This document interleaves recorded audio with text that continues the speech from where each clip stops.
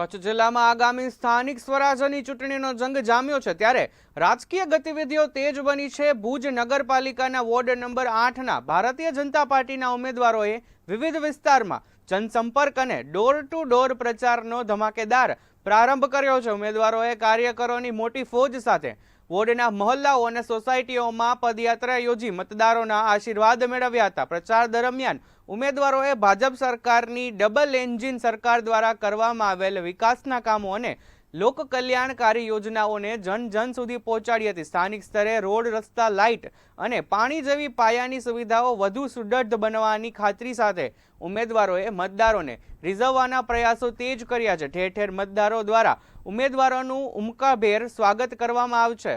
ભાજપના છાવણીમાં ઉત્સાહનો માહોલ જોવા મળી રહ્યો છે।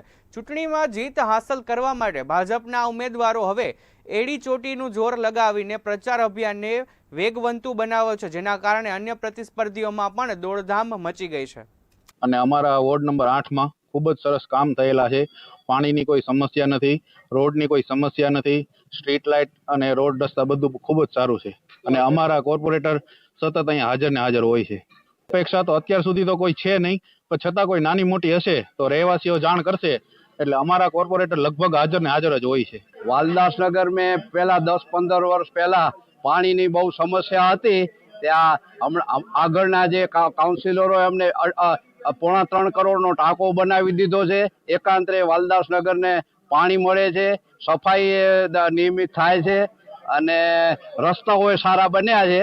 હવે જે અમુક એકાદ બે રસ્તા છે એ આ ચૂંટણી પછી બની જાવે, એટલે કોર્પોરેટરના જે આ કાઉન્સિલરનો સારો સાથ સહકાર છે અને અમારા દરેક વિકાસના કાર્યો વાલદાસનગરમાં થાય છે અને વાલદાસનગરમાં અંદાજે 550 મકાનોમાં લોકો રહેણાંકમાં લોકો વસવાટ કરે છે। આજે વોર્ડ નંબર 8ના વાલદાસનગર, જયનગર અને મહાવીરનગર વિસ્તારમાં અમે ત્રણેય ઉમેદવારો હનુમાનજી દાદાના આશીર્વાદ લઈને આજે વાલદાસનગર મધ્યે પ્રજાજનોને ઘરે ઘર મળી રહ્યા છીએ।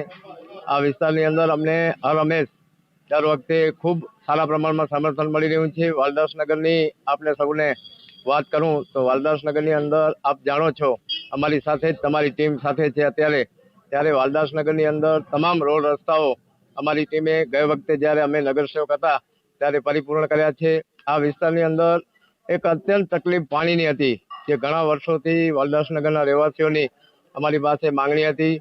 અમે રાજ્ય સરકાર, અમારા ધારાસભ્યશ્રી પાસે આ બાબતે ખૂબ પ્રયત્નો કરી અને વાલદાસનગરની અંદર સ્વતંત્ર પાણી યોજના, જે નળ સે જળ યોજના તળે આ વિસ્તારની અંદર 3 દિવસે પાણી મળે એના માટેના અમારા પૂરતા પ્રયત્નો હતા। આ વિસ્તારમાં પ્રજાજનોની જે પણ કાંઈ માંગણીઓ છે એ માંગણીઓ અમે 100% પરિપૂર્ણ કરેલી છે। 8મા વોર્ડની હું આપને વાત કરું તો 8મા વોર્ડની અંદર ટોટલ 54 સોસાયટીઓ છે।